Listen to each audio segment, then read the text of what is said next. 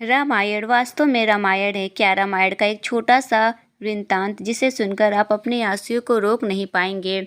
आज हम आपको रामायण का एक छोटा सा वृत्तांत सुनाने जा रहे हैं जिसे सुनकर आप जानेंगे कि वास्तव में रामायण क्या है। एक रात की बात है, माता कौशल्या जी को रात में सोते समय अपने महल की छत पर किसी के चलने की आहट सुनाई दी। नींद खुल गई, पूछा कौन है? मालूम पड़ा श्रुति कृति जी है, सबसे छोटी बहू शत्रुघ्न की पत्नी। माता कौशल्या जी ने उन्हें नीचे बुलाया। श्रुति कृति जी आई, चरणों में प्रणाम कर खड़ी रहीं। माता कौशल्या जी पूछा, श्रुति इतनी रात को अकेली छत पर क्या कर रही हो? बेटी क्या नींद नहीं आ रही है? शत्रुघ्न कहाँ है? श्रुति कृति की आंखें भर आई, माँ की छाती से चपकी, गोद में सिमट गई, बोली माँ उन्हें देखे हुए तो मेरा वर्ष हो गए हैं। कौशल्या जी का हृदय काँप कर मानो लड़खड़ा गया। तुरंत आवाज लगाई, सेवक दौड़े आए। आधी रात को ही पालकी तैयार हुई, आज शत्रुघ्न जी की खोज होगी। माँ साथ चली। आपको मालूम है शत्रुघ्न जी कहाँ मिलेंगे? नगरी अयोध्या जी के दरवाजे के बाहर भरत की नंदीग्राम में तपस्वी होकर रहते हैं। इस दरवाजे के भीतर एक पत्थर की शिला है। इस शिला पर अपनी बाहों का तकिया बनाकर लेटे मिले। माँ उनके सिरहाने बैठ गई, बालों में हाथ फिराया तो शत्रुघ्न जी ने आंखें खोली। देखा तो सामने माँ है। वह उठे, चरणों में गिरे और कहा, माँ आपने क्यों कष्ट किया? मुझे बुला लिया होता। माँ ने कहा, शत्रुघ्न कहाँ? क्यों? शत्रुघ्न जी रुलाई फूट पड़ी, बोले, माँ भैया राम जी पिताजी की आज्ञा से वन चले गए। भैया लक्ष्मण जी उनके पीछे चले गए। भैया भरत जी भी नंदीग्राम में हैं। क्या यह महल के रथ, ये राजसी वस्त्र, ठाट बाट बिठाना ने मेरे ही लिए बनाए हैं? माता कौशल्या जी निरुत्तर रह गईं। देखी क्या है यह रामायण कथा? यह भोग नहीं, त्याग की कथा है।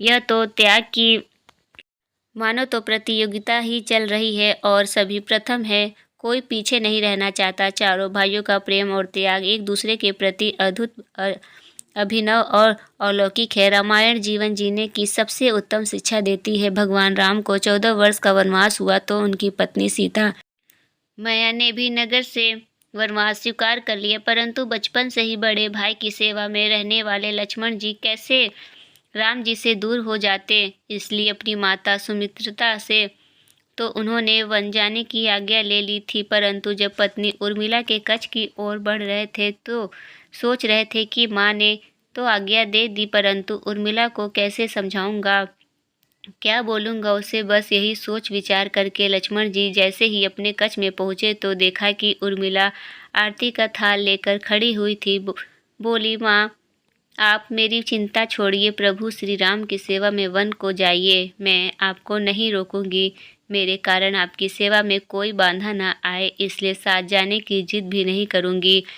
लक्ष्मण जी को कहने से संकोच हो रहा था, परंतु उनके कुछ कहने से पहले ही उर्मिला जी ने उन्हें संकोच से बाहर निकाल दिया। वास्तव में यही पत्नी का धर्म है। पति संकोच में पड़े उससे पहले ही पति उसके मन की बात जानकर उसे संकोच से बाहर कर दे। लक्ष्मण जी तो चले गए, परंतु 14 वर्ष तक उर्मिला ने एक तपस्विनी की भांति कठोर तप किया।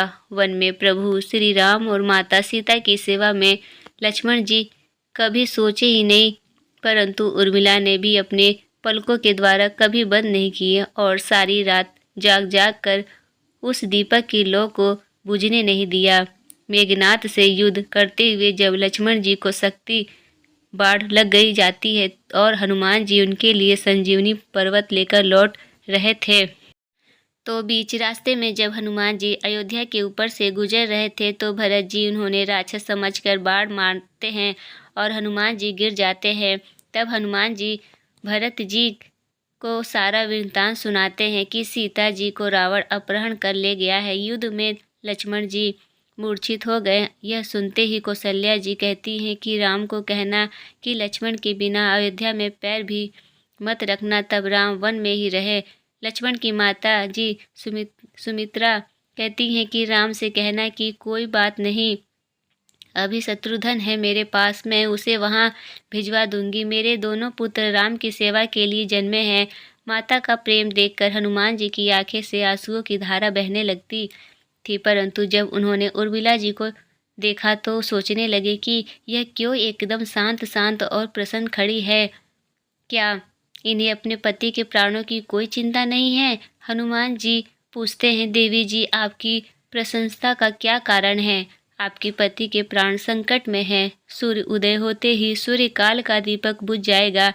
उर्मिला का उत्तर सुनकर तीनों लोगों का कोई भी प्राणी उनकी वंदना किए बिना नहीं रह सकता। उर्मिला बोली, मेरा दीपक संकट में नहीं है, वह बूझ ही नहीं सकता। रही सूर्योदय की बात, तो आप चाहे तो कुछ दिन अयोध्या में विश्राम कर लीजिए, क्योंकि आपके वहां पहुंचते बिना सूर्य उदय हो ही नहीं सकता। आपने कहा कि प्रभु श्री राम मेरे पति को अपनी गोद में लेकर बैठे हैं। जो मनुष्य योगेश्वर प्रभु जी राम की गोद में लेटे हो काल उसे छू भी नहीं सकता। यह तो दोनों ही लीला कर रहे हैं। मेरे पति जब से वन गए तब से सोए नहीं। उन्होंने न सोने का प्रण लिया और इसलिए वह थोड़ी देर विश्राम कर रहे हैं, और जब भगवान की गोद ही मिल गई तो थोड़ा विश्राम ज़्यादा हो गया। वह अभी उठ जाएंगे और शक्ति मेरे पति को ले लग ही नहीं सकती। शक्ति तो प्रभु श्री राम जी को लगी। मेरे पति की श्वास में राम है, हर धड़कन में राम है, उनके रोम रोम में राम है, उनके खून की बूंद बूंद में राम है। और जब शरीर और आत्मा में सिर्फ राम ही है तो शक्ति राम जी को ही लगी होगी, दर्द भी राम जी को ही हो रहा होगा। इसलिए हनुमान जी आप निश्चित होकर जाएं, सूर्य उदित नहीं होगा। राम राज्य की नींव राजा जनक जी की बेटियां ही थी, कभी सीता तो कभी उर्मिला। भगवान राम ने तो केवल राम राज्य का कलश स्थापित किया था, परंतु वास्तव में राम राज इन सबके प्रेम त्याग समर्पण और बलिदान से ही आया।